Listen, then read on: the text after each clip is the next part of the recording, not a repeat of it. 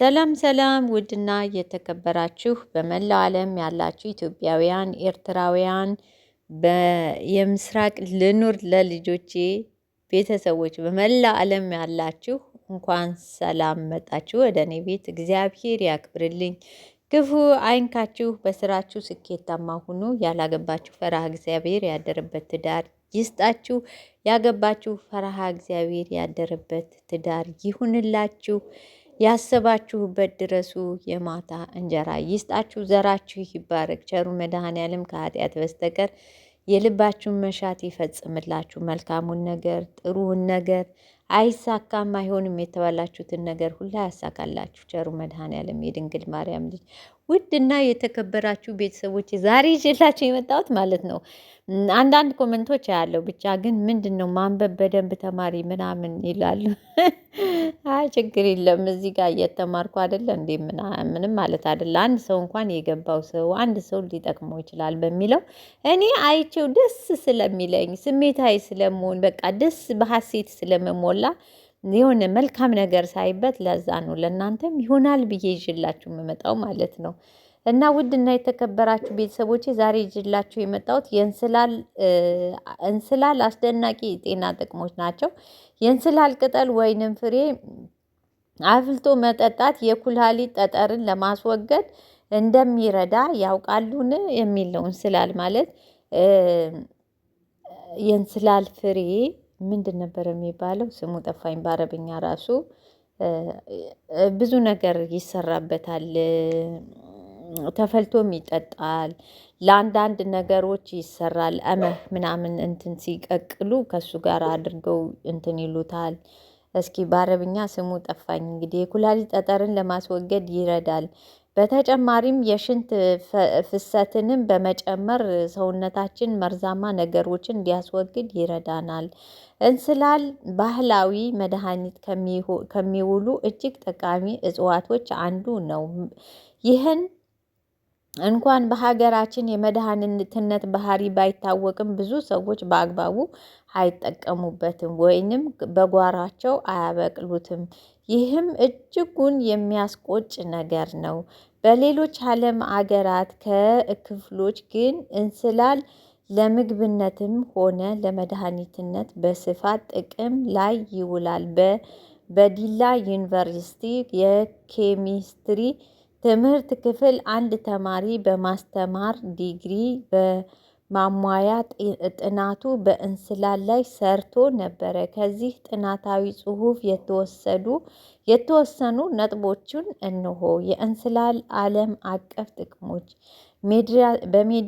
በሜዲትራኒያን የምግብ ስርዓት በዓለም ላይ ካሉ ጤናማ አመጋገብ ዘይቤዎች ቀዳማዊ ነው። በዚህም ስርዓት ውስጥ እንስላልን መጠቀም የተለመደና የምግብም ዋና አካል ነው።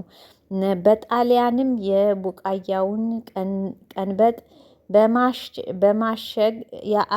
በማሸት የአፍ ውስጥ ቁስለትን ለማከም ይጠቀሙበታል። በመካከለኛው ሰረቢያ ዙር ለአፍ መጉመጥመጥ ይጠቀሙበታል። በብራዚል እንደ ሻይ በማፍላት የእንቅልፍ እጦትን ለመከላከል ያገለግላል። በህንድና ከሽሚር ዘሩን እንደ ሻይ ከስኳር ጋራ በማፍላት ለሆድ ድርቀት መፍትሄን ይጠቀሙበታል።